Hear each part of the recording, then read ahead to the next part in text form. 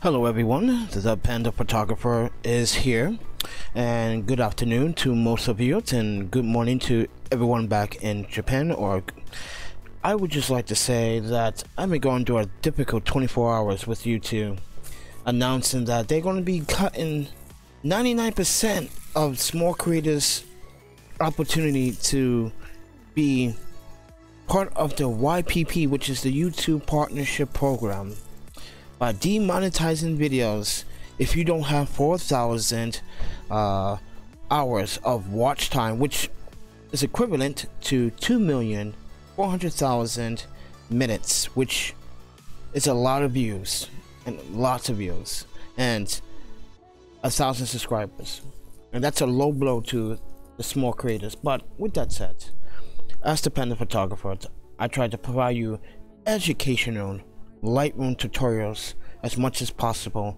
on this channel, and I want to keep that focus onto this.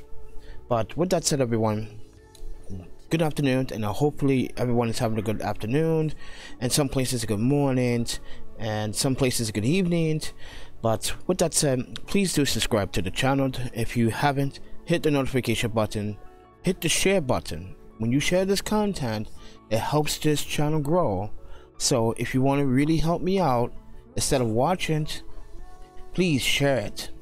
Please, it really helps. But don't forget, you can follow me on the social medias down in the descriptions below. I got an Instagram, I got a Twitter, I got two Facebooks, and I got a Tumblr. So they're all provided in links. Now, if you want to support this channel financially, you can go to the PayPal donation link. But today's photography is going to be about nature and wildlife. So as I was shooting for a Lightroom product photography shoot that I did on my own accord, because I got the product from them and decided to give them a lovely image, I decided that let me take some pictures of the squirrels using my Pateron SP90mm for the A mount. So, and you guys said A mount? Yes, Sony A mount. So therefore, you guys have a better understanding what camera that I use, which is the Sony A77 Mark II crop sensor, full frame, shoots 12 frames per second. Very powerful crop sensor, by the way. I use that camera for my videography as well, and I shoot a very flat profile. Everything is all -3s, so I get the best diamond range that way when I shoot videos. So when I do lux and post, so I do have a video on how to add lux to your video. But with that said, let's get into this tutorial. This tutorial is going to be pretty amazing one. I wanted to show you the image. This one is a JPEG though. Accidentally took a JPEG. I forgot to change the settings, but this is the Pateron SP90mm micro lens. It's a very sharp lens, and I'm going to, oh, I can select that. Oh man, I forgot this photo is a JPEG, so I'm gonna have to try to work my way around this issue somehow, and I don't get an option. But let's see here. I'm gonna try to feed the squirrel. Actually, this squirrel was being kind of nosy. As I was trying to get the photo shoot, it came over to the lens, thought the lens was food, so I decided, you know, I can kill two birds with one stone here, and I can get something nice and show you guys nature and wildlife while the sun is out, and get some score action. So, and I got another image here. Look at this guy. So I think I want to use this one. So pretty sharp. So you can see here, use the SP90mm micro lens. Now I'm not going to do too much to this image, but I am going to give this squirrel, I'm going to name this squirrel Tony. So everyone say hello to Tony. He's the star, and you can see that depth of field is very nice and blurred. So I did use f6.3 at the ISO 250, and I shot at a shutter speed at 1/800 of a second. Now you guys are saying, well, a 90 on a crop sensor gives me a focal length of 135. You are correct, And I just wanted to let you guys know that information so you don't be misled by the information that you might receive from another video. So when you add full frame equivalent lenses onto a crop sensor, you do change the focal lengths, so always keep that in mind. But let's see here what we're gonna do here. Yes, bring down some of the highlights. Boom, boom. Bring those highlights. Just get the detail of the shadows on the ground here, and I'm gonna increase the shadows just a bit. Not too much. Not too much. Boost that contrast. Yes. And I'm gonna boost. I'm gonna.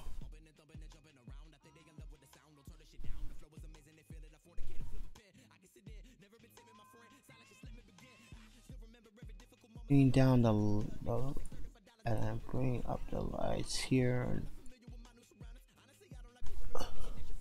And then I'm going to demonstrate how I apply sharpness. Now, actually, I should mess with the colors a little bit here. Red, green.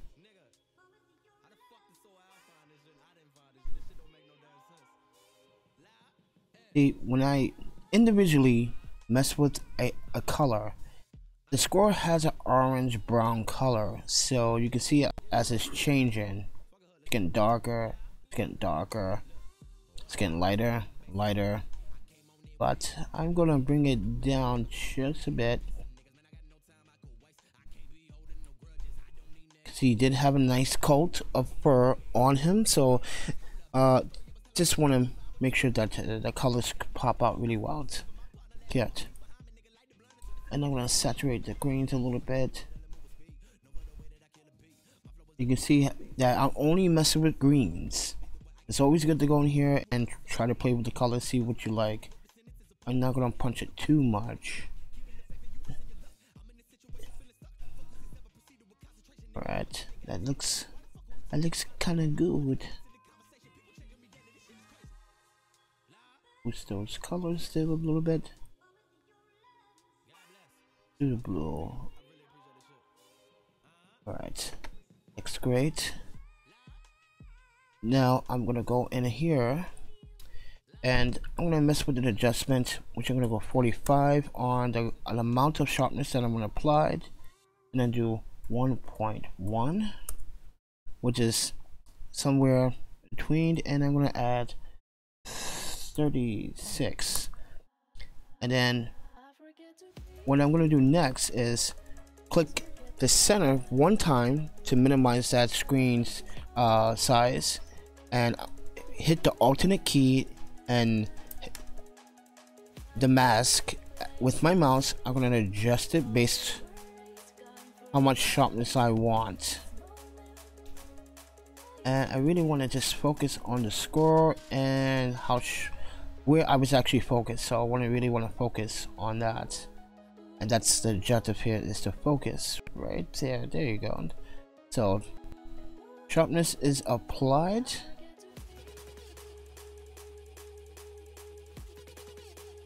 So you can do this to your nature or your wildlife portraits. It's always good to make sure that you have some kind of adjustment values and presets, or something you have a niche for. So I'm going here and I'm gonna actually make sure that, alright, that looks good.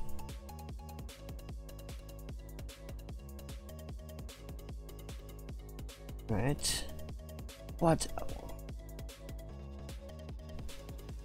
a little mister, and a nice little color pop.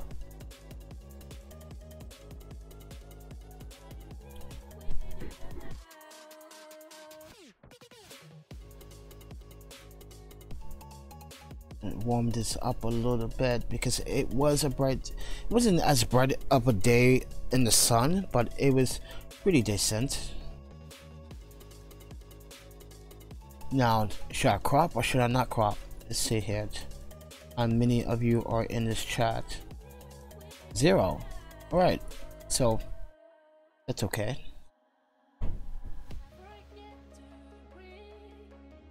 And then next step, maybe I'm gonna crop it just a bit, or just move it up.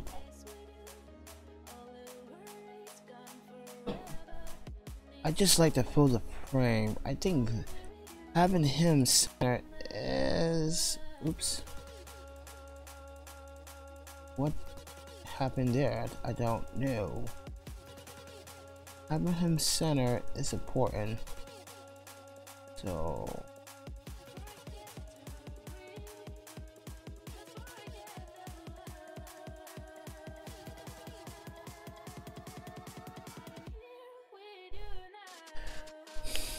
that's one photo. Let's do another one really quickly here. Now we're gonna make sure that we boost the contrast levels here just a bit. Boost the contrast, bring the highlights down to not just a bit, increase the shadows, increase the whites, blacks, mess with this loom curve with the reds a little bit.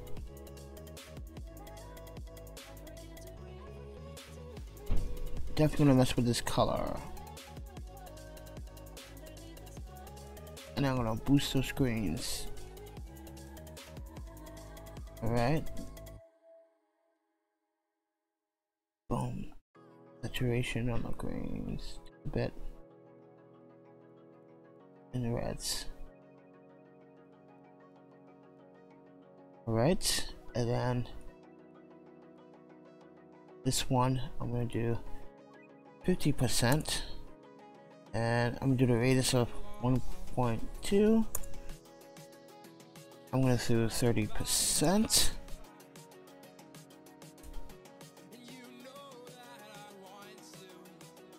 Maintain focus right there. Alright, and once I'm done with that, I can go in here and put the count standard colors. Excellent. Make sure I do that to this as well. More natural. Excellent. Boom. Nice color pop.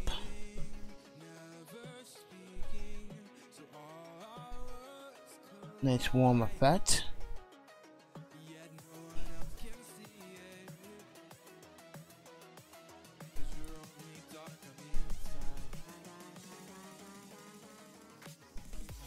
Like the tree effect. Yes, go in here. Let's kind of crop where we want this little guy to focus. Now I'm going to use my grid. I want him in the center. There you are, looking like a rock star. And there you go, guys. There's some quick ideas how to use Lightroom to get the photos that you want when you're doing landscapes or nature photography or wildlife photography. And with me, taking a picture of the squirrels the other day was pretty little adorable. You can see how the image came out really good. So if you want to see a before, let's go back and we can show you before and after. Boom. That's a really big difference, ladies and gentlemen. Really big difference. Dramatic, very colorful, very punchy in the colors. Nice contrast levels, sharpness, pretty good. Subject, the squirrel, eating his food. And same thing goes with this one. You can see a big difference from before and after. These before and afters are just examples of how you can be creative in Lightroom and be motivated to go out and just shoot. Even if your subject is really small, you can get something really creative out of him or her, because isn't squirrels what's their brain capacity? I think is it like how much do they use? I think they use like 4.4%, not 4%. I think they use 3% of their brain capacity. I have to look that up, but This girl here wasn't very bright. I gave him food, he runs away, and then comes back and tries to take my lens, and thinking my lens, which is my Lightroom lens, thought that was food. I wanted to see if he was going to pick that 69 kilogram lens up. That would have been very impressive. But these are the befores. Let you guys see it, and you can see a big dramatic difference. If this tutorial was cool and was fun and very informative, and you can see all the settings here, and I shot with a micro lens, just to let you guys know still. Thank you for watching, but hit the subscribe button, hit the notification button, and if you like more content like this, please share the content. It's important to have this channel grow, and as I said before in the beginning of this video, YouTube has been killing off a lot of small creators like myself, trying to build up this channel and making it difficult for me to make a living trying to show you guys. But if you want to physically independently support this channel, there's a PayPal link down in the descriptions below. It really helps me out, ladies and gentlemen. In the descriptions below, there's all my social media, so you can go to my Instagram, you can check out all my latest work and some of my travels of going to Japan, going to Turkey, going to Germany, going to France, going to New York, going to Madison, Wisconsin, going to a lot of places. But with that said, eat, sleep photography, audio files, and repeat. And I will see you guys in the next live tutorial. Take care.